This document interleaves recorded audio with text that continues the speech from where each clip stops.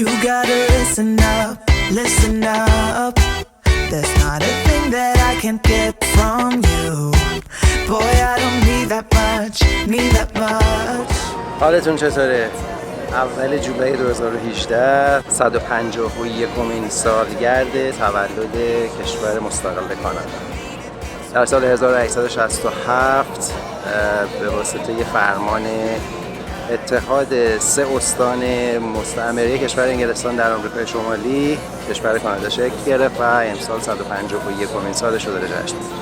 به کوینز پارک تورنتو اومدیم که جشن‌هایی رو که به مناسبت روز کانادا برگزار میشه با هم دیگه ببینیم. با من همراه باشید.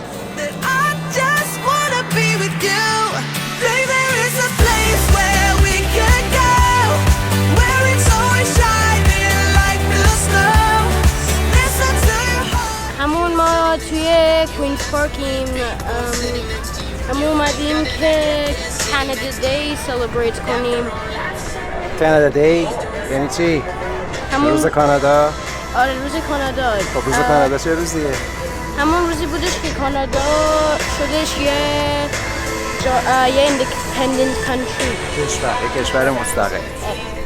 این ساختمانی که پشت سر من ملاحظه می‌کنید ساختمان پارلمان اونتاریو هست. همونجور که میدونین چند روز پیش انتخابات اینجا برگزار شد، دولت لیبرال کنار رفت و دولت کانزرواتیو یا تندروها در حقیقت حالا به قدرت رسیدن در آنتاریو و ببینیم در 4 سال آینده چه اتفاقاتی در استان آنتاریو خواهد افتاد.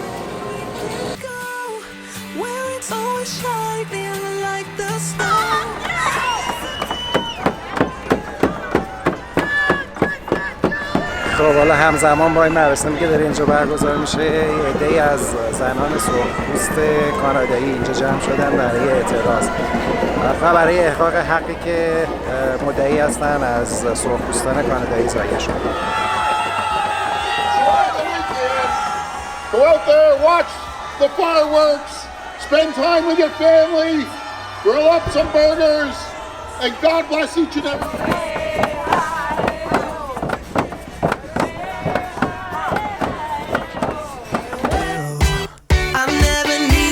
To give me things I never needed gifts or diamond rings. All I ever need, all I ever need is here with you. There's a place where we can go, where it's always shining like the snow. Listen to your heart. The stats speak for themselves. I've had so many people come to me and say native people get it easy in the justice system. با اینکه برنامه‌های اصلی کانادا دی داره در یه سمت دیگه پارک برگزار میشه، ولی خب این اعتراضی که سرخپوستان کانادایی دارن در این روز انجام میدن من میتونم بگم در جای مناسب و در زمان مناسب هست، به خاطر اینکه خیلی از مردم رو به سمت خودشون جلب کردن و مردم دارن به صحبتشون گوش میدن. بیشتر مردم، بیشتر کسایی که الان توی این پارک هستن به جای اینکه اون سمت باشن اینجا دارن به صحبت‌های سرخپوستا گوش میدن و خب این من فکر می‌کنم یه پیروزی باشه برای اعتراضی که اینها میخوان به گوش دولت کانادا برسونه.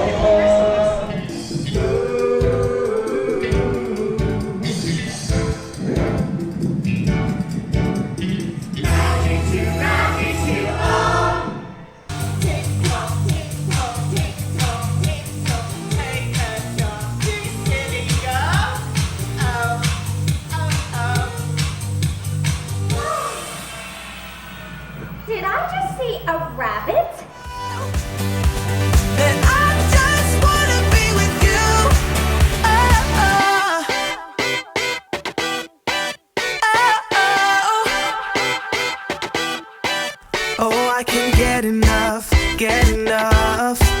Don't ever let me be away from you. I'm gonna hold you tight, hold you tight. اینجا بنتوی هست. اگه خاطرتون باشه توی ویدیویی که توی زمستون من درست کرده بودم که کانادایی ها چطوری از زمستون لذت میبرن، اینجا در حقیقت رینک آیس اسکیتینگ بود و حالا برای تابستون به مناسبت اول جولای یا به مناسبت کانادا دی اینجا تبدیل شده به پیست اسکیت بوردینگ و رولر اسکیتینگ. و امکانات خوبی فراهمه برای کسانی که به این دو تا ورزش علاقه‌مند باشن، میتونن بیان اینجا و لذت ببرن.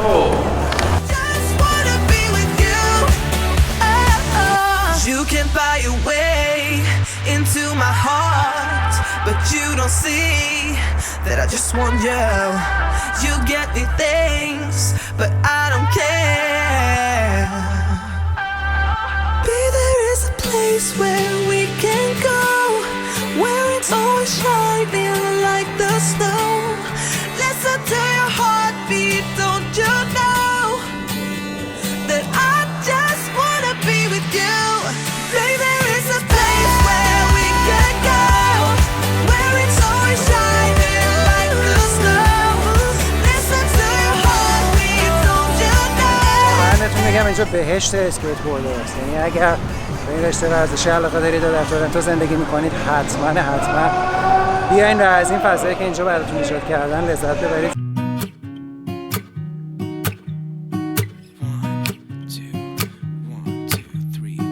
I've been feeling so small. Watch the clock ticking off the wall. But tonight I'm letting it go. Spend my coin for sure.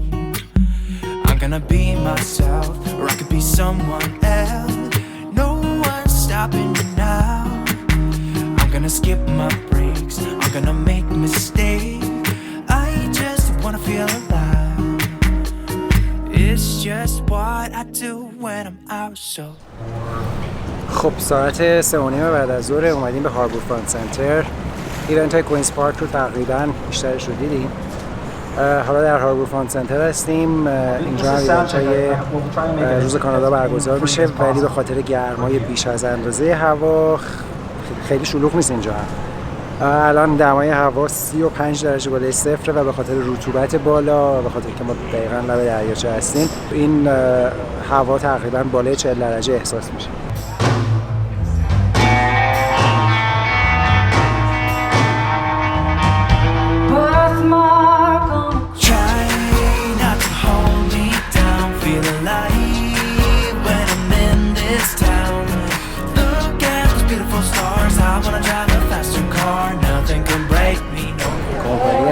اینجا داره آیس کافی و سایت رایگان میده توی هاربور فرانت سنتر. الان واقعا توی این هوای گرم میچسبه. ما برسیدیم توی صف که آیس کافی مجانی بگیریم، جای همتون خالی. Cold coffee. You can add your own choice of flavored milk. And you got the dark chocolate and the caramel. خب بفرمایید آیس کافی با طعم دارک چاکلت، شکلات تلخ. واقعا چون گرما میچسبه.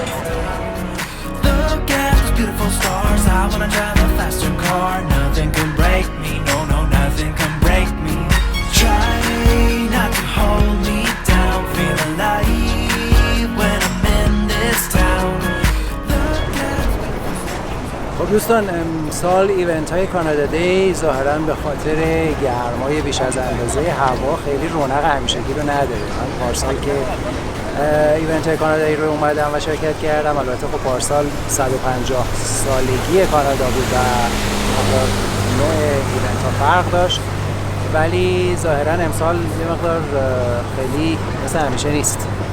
هر صورت سعی کردم تا اونجایی که امکان داره براتون یه تعداد از ایونت ها رو کاور بکنم که ببینید. امیدوارم که از دیدنش لذت برده باشید.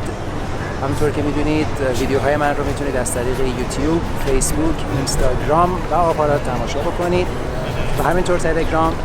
آدرس همه رو براتون پایین صفحه میذارم. یادتون باشه که حتما در کانال‌های من عضو بشید که وقتی من ویدیوی جدید میذارم شما خبردار بشید و بتونید این ویدیوها رو در اسرع وقت تماشا بکنید. اگر از دیدن این ویدیوها لذت بردید، اون رو با دوستان خودتون به اشتراک بگذارید که اونها هم ببینن و لذت ببرن.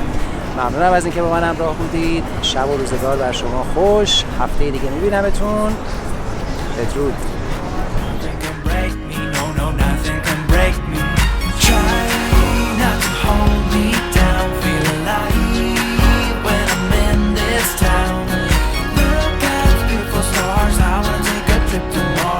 Nothing can break me, no, no, nothing can break me.